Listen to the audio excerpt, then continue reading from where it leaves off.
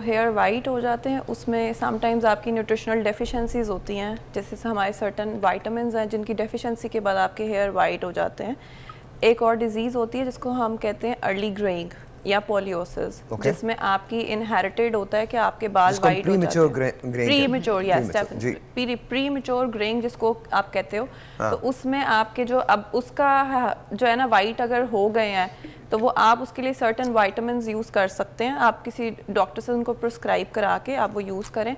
तो बहुत सारे केसेस ऐसे होते हैं कि जिसमें आपके जो ग्रे हेयर्स हैं वो वापस ब्लैक में टर्न हो जाते हैं, लेकिन समटाइम्स ऐसा नहीं भी होता। ओके सो आपको क्या लग रहा है इनकी एज ब्रैकेट जो ये कह रहे हैं 30 से 35 साल, मतलब आपको एज तो पता होनी चाहिए, 30 से 35 के दरमियान 5 साल का वक्फा है, लेकिन लेट्स अज्यूम कि you are 32, let's say you are 32, तो क्या दोबारा से इनके पहले हम बेस अच्छा ग्रेइंग किस उम्र से शुरू होती है? अर्ली ग्रेइंग तो अब आप टीन एज में भी हम देखते हैं। हाँ। और वो यूजुअली आपकी न्यूट्रिशनल डेफिशिएंसीज होती हैं जिसकी वजह से आपका जो हेयर है उसका कलर चला जाता है। ओके और वो वापस आ सकता है या नहीं आ सकता? अर्ली, जैसे अभी मोइना ने भी कहा है कि जितना अर्ली डायग्नोसिस और अर्ली ट्रीटमेंट करेंगे तो आपके बाद के कॉन्सिक्वेंसेस जो है ना और डिलेइंग आपका जो है ट्रीटमेंट का, आप उससे बच जाओगे। वरना मैं आपको बता सकता हूँ एक काम आप कर सकते हैं जो बड़ा कमाल है, जो मैं करता हूँ, and it's very very simple. 5 minute लगते हैं, वो एक आता है 5 मिनट्स बियर्ड और जो शैम्पू आता है जिसका यूँ लगाया आपने और 5 मिनट के अंदर यू आर डन। 5 मिनट में I am also done.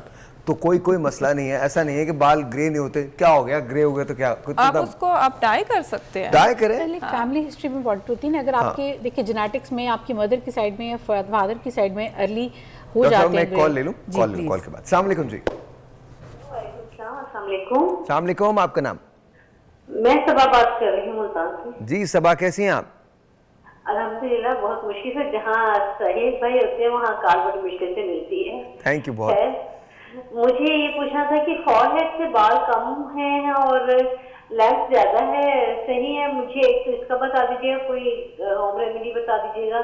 Second ये कि मुझे पूछना है जो हेयर और नेल्स के लिए घर में जो भी लेडीज हो उनको ये इशू हो कि हेयर नेल्स वगैरह के लिए हमने क्या ऐसी सप्लीमेंट खानी है, या जाहिर है आजकल के दौर में पता है ना कि हम लोग अगर कोई चीज़ लेते हैं तो कितने एक्सपेंसिव फल हो गए हैं या कुछ भी ले सकते हैं, लेकिन विटामिन में हम लोग क्या ऐड करें जिसमें हमारे बालों और नाखून और फेस वगैरह के लिए विटामिन सही हो। खैर नाखून का बढ़ना तो मेरी कभी समझ में ही नहीं आया, वो मैं उस पर जाऊंगा ही नहीं कि क्यों आप नाखून बढ़ाते हैं, क्या ज़रूरत है इसकी। But then again if you like it then be my guest. जी बताइए कौन कौन लेना है? पहले हुमैरा से पूछ लेते हैं, then will come to you. जी हुमैरा बताइए कोई ऐसी होम रेमेडी है जो वो कर सकती हैं? देखिए बालों और नाखूनों के लिए। अच्छा, सबसे पहले देखिए जब बाल गिरना होता है ना पूरा टेंस हो, आप टेंशन देखिए जितना लेंगे आप स्ट्रेस आएंगे, स्ट्रेस की वजह से बाल गिरता है। मैं योगा थेरेपी है, मैं आपको बताती चलूँ, ये देखिए इससे आपका माइंड भी डाइवर्ट होगा। इस तरह आप करते रहेंगे, आपके जो है ना हेयर भी हेल्दी होंगे और नेल भी हेल्दी होंगे। ये यूं करते रहो बैठ के जी, आपका माइंड डाइवर्ट हो जाएगा। हमारे एक दोस्त हैं हाफिज उस्मान साहब, वो रहते हैं उकाड़ा के अंदर, तो उन्होंने बड़ी अच्छी बात की। एक दिन उन्होंने फ़ोन किया मुझे उस पे शो पे ना, तो मैंने कहा हाफिज साहब कैसी गुजरी? कह रहे बहुत अच्छी। मैंने कहा जी क्या हुआ? कह रहे 9 बजे से लाइट गई है, 4 बजे तक नहीं आई। तो हाफिज साहब भी यूं बस बैठ के कर रहे थे और कुछ भी नहीं हुआ। तो अगर आप इस तरह से करेंगे, याद रखिए, तो आपके बाल भी बेहतर हो जाएंगे। आई डोंट नो बेहतर होंगे नहीं होंगे, बट हाँ उमेरा आगे चलिए। जी अच्छा, इसके अलावा इन्होंने अगर डाइट लेनी है, देखिए अभी सर्दियों का सीजन आ रहा है, सबसे सस्ती जो है इस वक्त मूंगफली आपको मिलेगी, जो आपकी हेल्थ के लिए भी बहुत अच्छी है। गुड कोलेस्ट्रॉल होता है इसमें। आपने मुट्ठी भर मूंगफली, चाहे तो आप किसी भी किस्म के नट ले सकते हैं, लेकिन मैं मूंगफली इसलिए बता रही हूँ कि ये इजी अवेलेबल सबके लिए है, कोई महंगा ड्राई फ्रूट नहीं है। आप मूंगफली का इस्तेमाल करें अभी इस सीजन में, एंड देन आपने प्रोटीन लेना है, अंडा लेना है। इसके अलावा अच्छी डाइट ओट्स का इस्तेमाल अगर आप करते हो, देखिए आपकी फुल हेल्थ के लिए बहुत अच्छा है ओट्स का नाश्ता। अच्छा, मैं जौ का दलिया कह रही हूँ, जौ का दलिया आप लाजमी नाश्ते में लीजिए।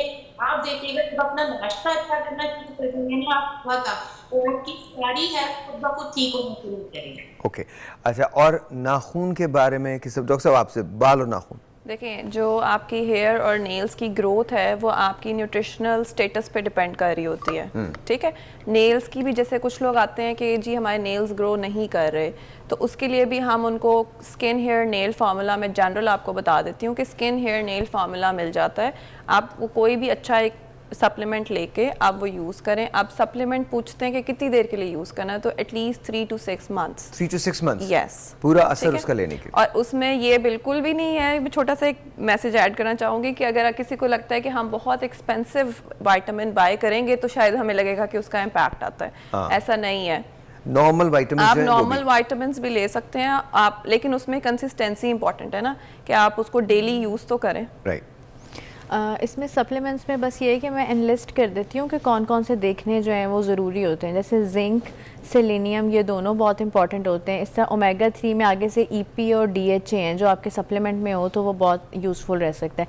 इसके अलावा बी विटामिन जिसमें फोलिक एसिड भी आता है, B6, B12, और इसके अलावा आयरन और प्रोटीन डाइट में। ये वो चीज़ें हैं जो अगर आप एनलिस्ट करके जहन में रखें और एक सप्लीमेंट डेली बेसिस पे कंसिस्टेंट रहें डाइट में भी और 3 से 6 माह तक आपको लेना ही लेना है। ऑलराइट। इम्पॉर्टेंट ये कि कोई भी आपका इशू स्टार्ट हो रहा है तो उसको, अगर स्पेशली इनमें से कोई भी प्रॉब्लम आपकी है, 2 महीने से ऊपर का इंतज़ार ना करें, ठीक है। ट्रू। अब आप 2 महीने से ऊपर, अब मैं जिससे भी सुन रही हूँ उस सब के प्रॉब्लम्स क्या हैं जी, 3 साल हो गए, 4 साल हो गए, 5 साल हो गए, ये बहुत लंबा अरसा है। आपने अगर कोई भी आपका प्रॉब्लम इनमें से 2 महीने कंसिस्टेंटली रह रहा है, इसका मतलब है that is a red flag, simply go to your doctor. हाँ हाँ। और अगर जाहिर है अगर आप डॉक्टर के पास नहीं जाएंगे तो उसके कॉन्सिक्वेंसेस ये होते हैं कि आपका उतना ही और पैसा लगेगा ना, वो चीज़ें कॉम्प्लिकेट हो जाएंगी। अभी आपकी जान छूट जाएगी, कोई आपको मल्टीविटामिन प्रिस्क्राइब कर देंगे आपके अकॉर्डिंगली, ठीक है।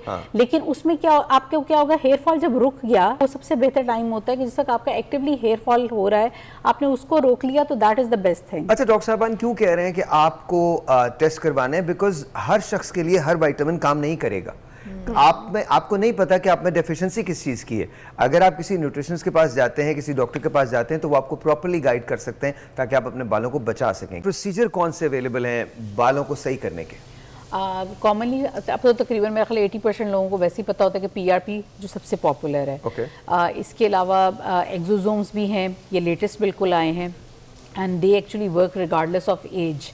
तो वो एक्सोसोम्स ये क्या होता है? एक्सोसोम्स आपके लिए मतलब बेसिकली उसमें ग्रोथ फैक्टर्स होते हैं और स्टेम सेल्स होते हैं, that is much more effective than PRP में एक चीज़ बहुत मैटर करती है कि आपकी एज कैसी है, आपका प्लाज्मा की क्वालिटी कैसी है। तो ये 2 चीज़ों पर बड़ा डिपेंड कर रहा होता है। लेकिन एक्सोसोम जो प्रोसेस है उसमें कोई भी एज आपकी हो वो काम करेगा। प्री फैब्रिकेटेड आते हैं, ठीक है, इट्स लाइक अ मेडिसिन, और उसको बाद में मिक्स करने के बाद वो इंजेक्ट किया जाता है। उनके वो आपके स्कैल्प में इंजेक्ट होता है? इंजेक्ट होता है, नम करके किया जाता है। It's a completely painless procedure. सबसे ज़्यादा लोगों को डर ये होता है कि जी अच्छा दर्द बड़ी होगी, बिल्कुल इट्स अ पेनलेस प्रोसीजर।